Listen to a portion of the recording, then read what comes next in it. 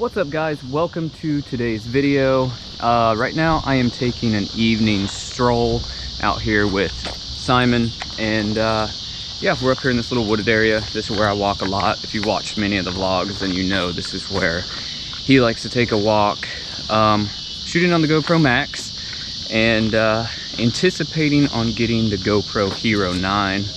I'm really thinking about maybe picking it up next week, and that being one of my main vlog cameras. I do like vlogging with the Max a lot. I just want that 5K resolution. That way I can actually, you know, do some cropping in post to get a couple different extra angles that I wouldn't be able to get otherwise. My biggest complaint about GoPros though is just their low light capabilities. If they could fix their low light capabilities, then GoPros would be a no-brainer to use. Now the reason I like vlogging with the GoPro is just because it's easy, it's rugged, it's one of those take everywhere with you cameras, so you never miss a moment. Now you remember way back in the day, in the early days of vlogging, where Casey Neistat always carried that camera on his belt. It sort of looks like he's doing that again. He had that little point and shoot always with him. That's sort of how I feel about the GoPro, right? Like you would take a bigger vlogging camera, for me, not bigger, but it's the A6400, which is amazing, right? With a bigger lens. And then, you know, I would always have the GoPro with me in my pocket, so I could pull it out, throw it on the side of the car, or just throw it on a selfie stick like this, right? On a little evening walk, where I'm not necessarily, you know, walking around with a big camera or having to take a bag to hold it in, or, you know, something like that. So that's my thought process.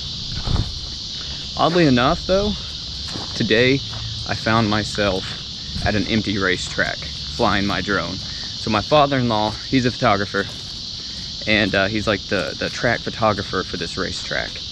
And he asked me if I wanted to maybe start shooting some video over there. And I said, yeah, of course, maybe once they start racing, maybe let me come over there and check it out. So he invited me over there, and not only did I skateboard a little bit around the track, I was able to fly my drone, and it was pretty cool flying your drone around an empty racetrack. A lot cooler than I thought it would be. So yeah, so hopefully I start shooting over there, getting some motorsports in my portfolio. I've never really shot them with a drone, and that'll be something awesome once I get into FPV drone racing stuff, to go out there and shoot with the FPV drone. But here's a little bit of footage from that.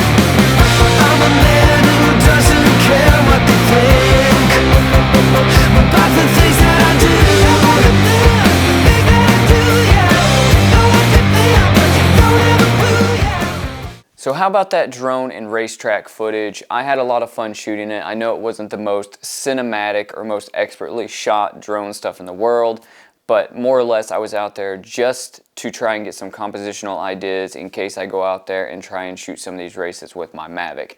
Now I know you want to shoot motorsports with something like an FPV drone. I'm not an FPV pilot yet. It is coming in the near future, but right now, on top of everything else I do, that is just another added expense, and I'm trying to put some horror movies out right now, so that's having to be put on the back burner for now.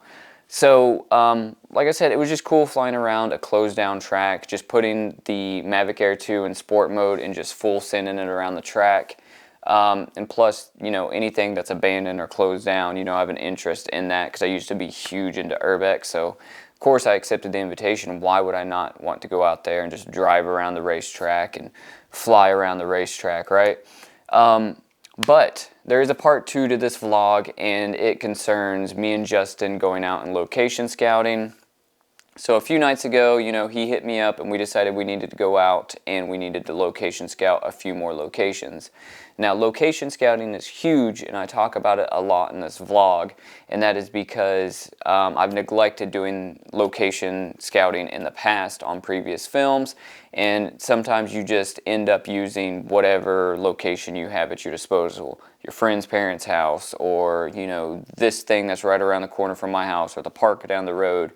And then you sort of become not exactly happy with that location you had. So I'm a big proponent now of always making sure I have the right location for every film I shoot. And we have a horror anthology coming out sometime next year. Right now we're in pre-production and production of some of these films. It's going to be 3 films shot in the vein of Tales from the Crypt, Creepshow, Body Bags, those sort of things. And we're super stoked about it. So I like watching any sort of behind-the-scenes filmmaking stuff out there, so I figured that if I'm ever doing any of that, I'm going to include it in a vlog. Because my channel is not only for entertainment, for whoever wants to watch it. Of course, I do gear reviews and tips and tutorials, but I also am a filmmaker, and it's just vlogging the everyday life of a filmmaker. And sometimes that is, you know, skateboarding to get in shape. Sometimes it's flying the drone around a closed down racetrack, or sometimes it is actually doing film related stuff like location scouting. So hope you guys are going to enjoy this next portion of the vlog, and just check it out. These vlogs are starting to get weird. What is up, guys? So I am out here for the second part of this vlog. This is our location scout. I found this little area with some light. That's sort of why this is shining in my face super harsh. That way you guys could see me. I'm waiting on Justin. I think he just pulled up, and I totally forgot what it was like to vlog with the A6400 and how heavy this camera is, especially since I've been using the GoPro Max to vlog with. But it does look so much better. I'm gonna have to get back into using this. Yeah, I'm pretty sure Justin just pulled up back here somewhere. But yeah, this camera does look so much better. We're out here, we're trying to find some locations for incisor, some alleyway locations. So fucking cool. I need to go in there and check their VHS collection again. And sees that he's there. So she cuts this way.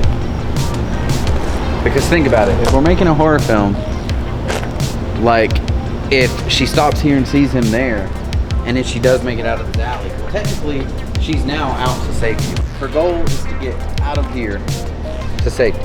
Yeah. She sees him standing there. She doesn't want to go back that way either. So she cuts this way. Okay. So. Alright, so this is us basically, we have this first section of the story written sort of loosely because we know things are going to change when we get out here. But Justin's using his directing skills to kind of like flesh out how we want to block this scene.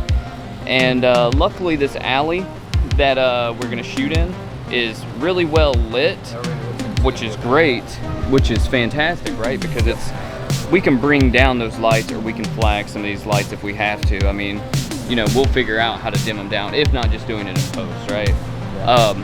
But yeah, so now we're trying to figure out the demise of the character that's gonna be in this darker zone, because she comes up from this lit area, runs down through here, and winds up down here. So something that makes me feel uneasy during horror as a viewer, Justin, is when the victim is trying to get help and they're in an area they should be able to get help, but nobody's around, right? So what I mean by that is like Laurie Strode banging on all the doors in the neighborhood, nobody answers the doors, right? Yep. So like with this, if we had a shot from down there at the stoplight, this side, right? And she just runs straight across the road screaming, right? Or yelling for help or whatever, she just like, you just see her just run through frame, right? Like that, well, sort of that person. What are they riding? the longboard. Yeah. But yeah, see if she's just like running through frame like that, and it's like, well, there's nobody around to help her, right?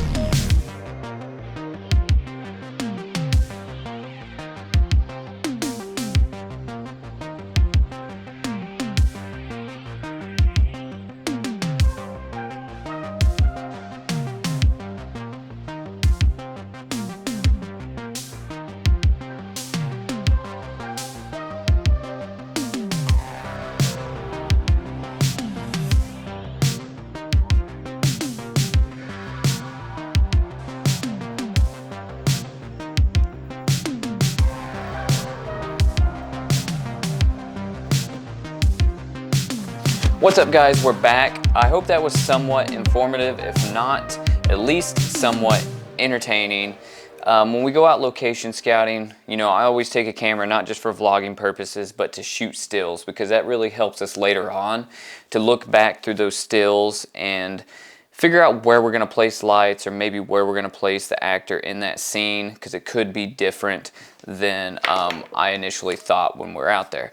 So Justin is the director on this anthology. I'm the cinematographer. That's what I do by trade.